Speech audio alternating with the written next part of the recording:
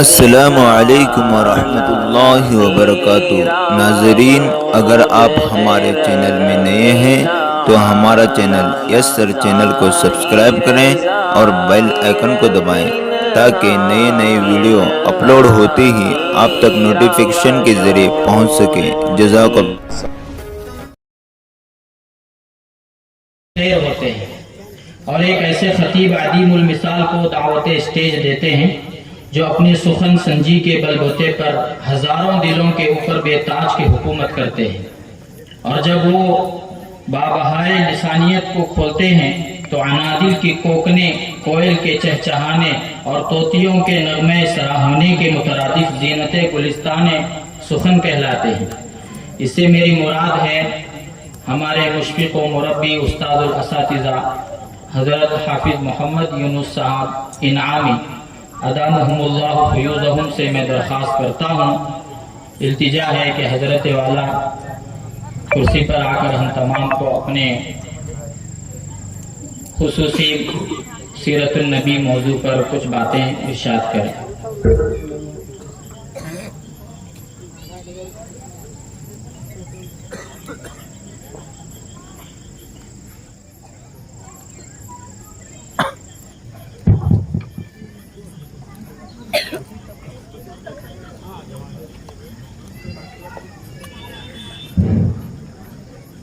نحمد و صلی علی رسول الکریم، اما بعد۔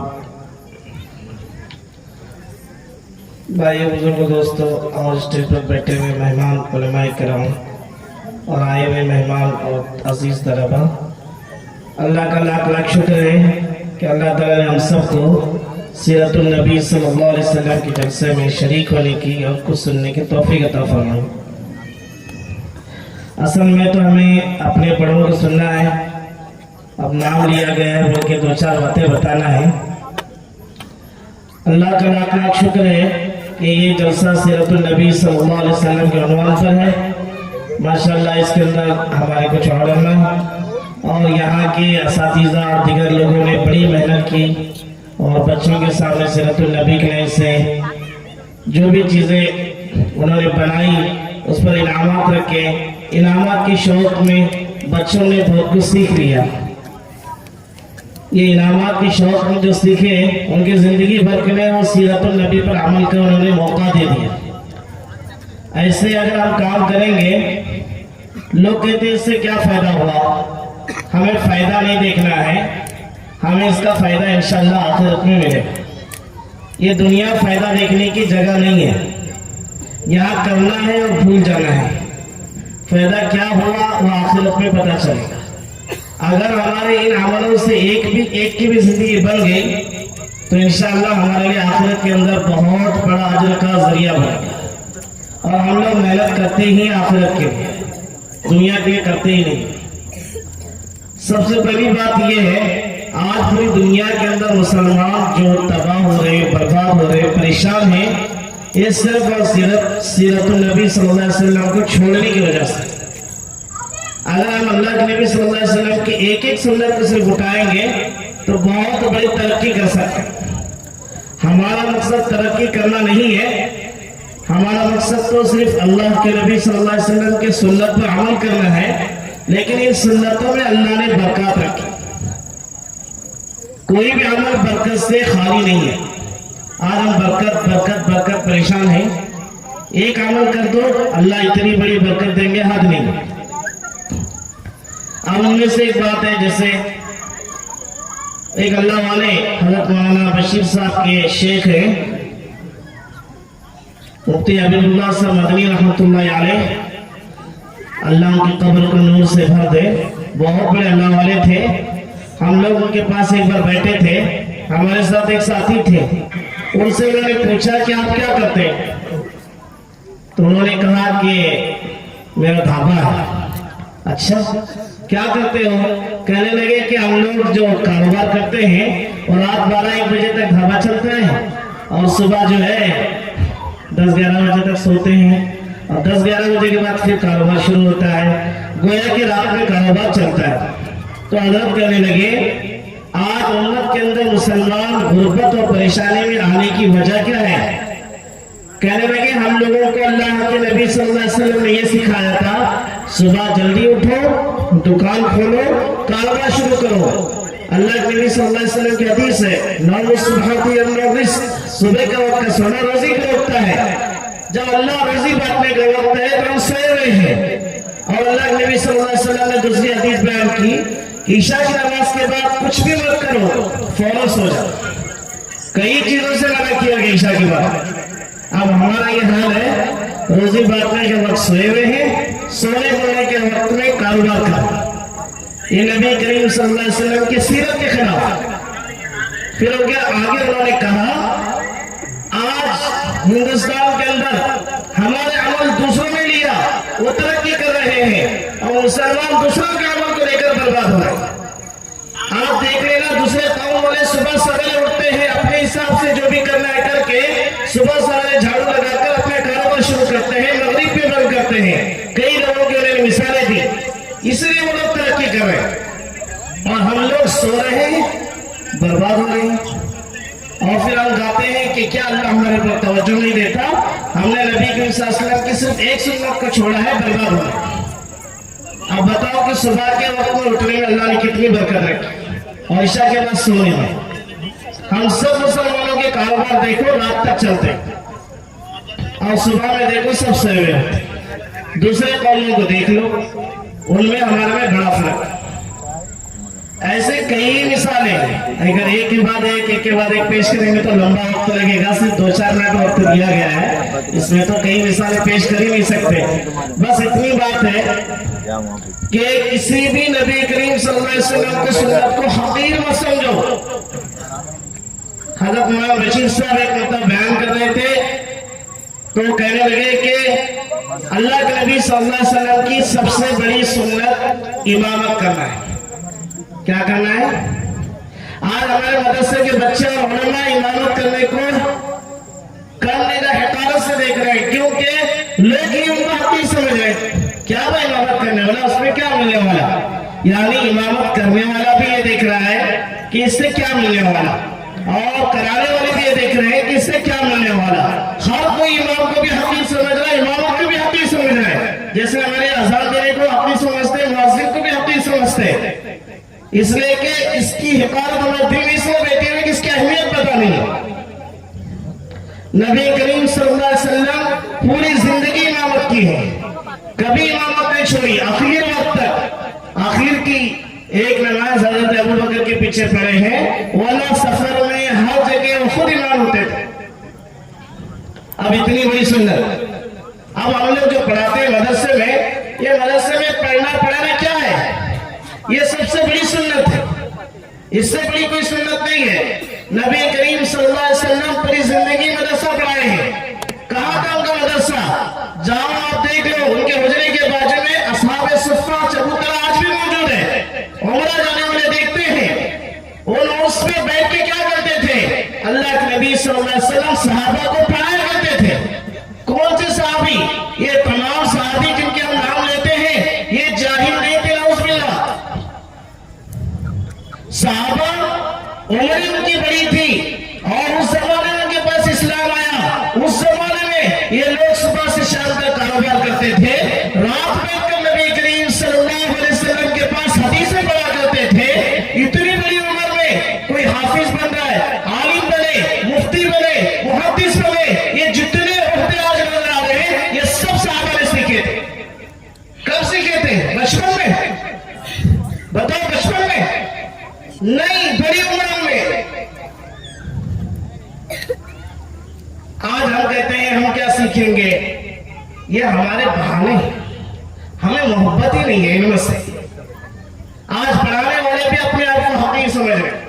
ارے دنیا والوں کو چھوڑ دو، دنیا والے ہمیں گالیاں ہی دیں، انہیں اس کے علاوہ کچھ آتا نہیں۔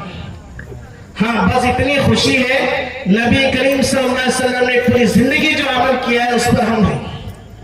اللہ تعالیٰ ایک عمل کو قبول کرے بس کامیابی ہے۔ اور میں ایک بات بولوں، کچھ لوگوں کو بری لگے گی لیکن دل میں ارادہ ہو رہا ہے بولے، ایک ہی عمل پر رہو، جم کر کرو، دائمی کرو، اللہ اس کے ذریعے سے آپ کو بہت ترقی دے گا۔ آپ کیا کام کریں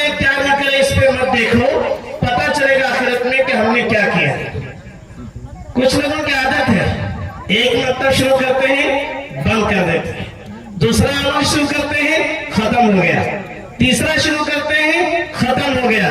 अरे अल्लाह के बंदो, एक ही मदरसे में पढ़ा रहे हो, जमकर पढ़ाते रहो, दूसरी तरफ तवज्जो मत दो, इसको हकीर मत समझो, इसको करते रहो, इसी पर चले रहो। इंशाअल्लाह तुम्हारे जरिए से एक चिराग तुमने बनाया है, इससे 100 चिराग जो है जलना शुरू हो जाएगा। हजरत मौलाना तकी उस्मानी साहब कहते हैं अपने इसमें, मदरसे वालों ने क्या किया, मदरसे वालों ने क्या किया, तबलीग वालों ने इतनों को तैयार किया। अरे मदरसे वालों ने कितने तैयार किए आप खुद देख लेंगे। हमने सिर्फ 10 चिराग तैयार किए थे।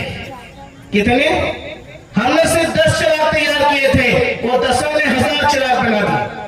ये उजाले जो फैल रहे हैं, ये हमारे मदरसे वालों की देन है।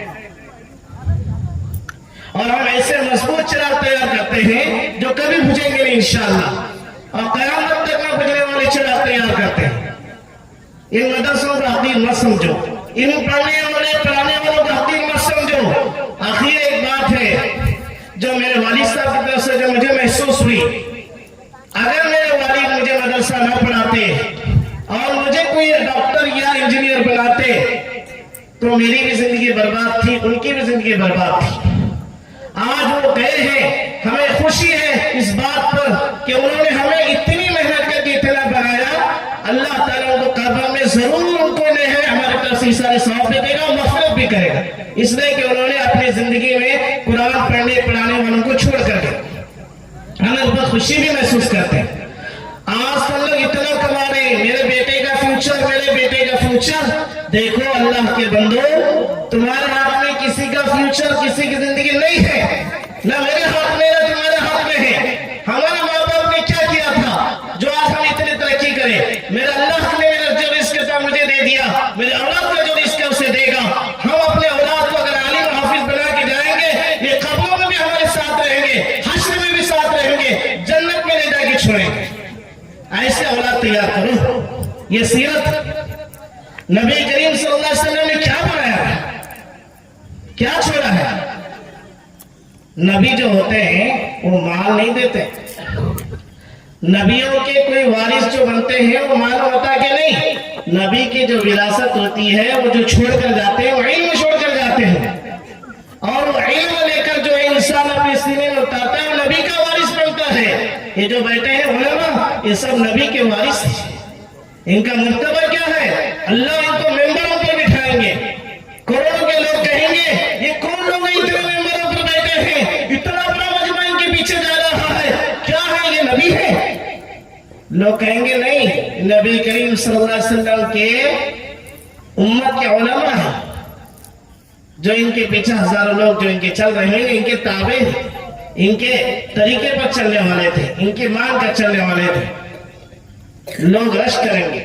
ये सब चीजें इंशाअल्लाह तफसील से बात तो हमें हजरत की सुनना है, उन्हीं को सुनने के लिए आए हैं। बीच में कहा कि कुछ कहो तो 2-4 बातें कहने के लिए बैठ गए। मैं तलबा से गुजारिश करता हूँ, यहाँ से नियत करो इंशाअल्लाह मैं जरूर आलिम बनूंगा, हाफिज बनूंगा, मुफ्ती बनूंगा। मैं अल्लाह के नबी सल्लल्लाहु अलैहि वसल्लम के नाम को पूरी दुनिया में मिठाने के लिए जितनी कोशिश कर रहे हैं, उस जगह पर मैं अदना सी कोशिश करूंगा कि नबी करीम सल्लल्लाहु अलैहि वसल्लम की सुन्नत को जिंदा करने की। सिर्फ हम थोड़ी सी मेहनत करते चलेंगे, अल्लाह काम लेता जाएगा, लेता जाएगा, लेता जाएगा। 10 काम के पीछे नहीं पड़ना है। हमारे शेख हमें कहा करते थे कि देखो किसी चीज को हकीर मत समझो। एक मरतबा ऐसा हुआ कि मैं जमात में गया और उन्होंने कहा जमात में जाने का भी वक्त होता है। क्या कहा? जमात में जाने का भी वक्त होता है। तुम्हें 2 महीने छुट्टियां दी जाती है, उसमें क्यों नहीं जाते जमात में? पढ़ना पढ़ाना छोड़कर जाते हो, इसकी अहमियत तुम्हारे दिल में क्यों कम हो गई? वो भी जरूरी, ये भी जरूरी। छुट्टी के वक्त में उसे पूरा करो, इसका अहमियत दो। इसलिए कि ये भी पढ़ना पढ़ाना कोई मामूली बात नहीं। एक उस्ताद सिर्फ चंद दिन छुट्टी करता है, तलबा के अंदर जो उस्ताद का जो असर है, पढ़ाया हुआ जो तरीका है, उसके अंदर जो उस्ताद के कबूल की हुई चीजें हैं, ये सब खत्म होती है दूसरा उस्ताद चंद दिन बैठने से। ये मामूली चीज नहीं है। हमने इसका बहुत गहरा असर देखा है। लोग समझते नहीं, तालीम छोड़ते हैं, चले जाते हैं। हालांकि छुट्टी के वक्त में تبلیغ ضروری ہے اور اپنے وقت میں تعلیم بھی ضروری ہے. کسی چیز کو حقیر مت سمجھو, کسی چیز کو چھوٹا مت کرو, کسی چیز کو بڑا مت. سب نبی کریم صلی اللہ علیہ وسلم کے طریقے ہیں, سب ضروری ہے امت میں. کسی ایک چیز کو بڑا نہیں سمجھنا, کسی چیز کو چھوٹا نہیں سمجھنا. سب طریقے بڑے ہیں, سب ضروری ہے. کوئی وہ کام کر رہا ہے, کوئی یہ کام کر رہا ہے. حضرت مولانا طاہر صاحب کے پاس اتنی چٹھی بھیجی مجلس میں سے. کیا چٹھی بھیجی؟ آپ تبلیغ کی بات کیوں نہیں کرتے؟ سب بات کرتے ہیں, تبلیغ کی کیوں نہیں کرتے؟ آپ کے اسٹیشن میں کبھی تبلیغ سنا ہی نہیں. انہوں نے کیا جواب دیا معلوم ہے؟ بھائی ایک کھانا بننے والا ہے, اس کھانے کے اندر 20 لوگ ہیں, ایک جماعت ہے, اور 10-20 لوگوں نے بیٹھ کر کہا کہ ہم کھانا بنائیں گے.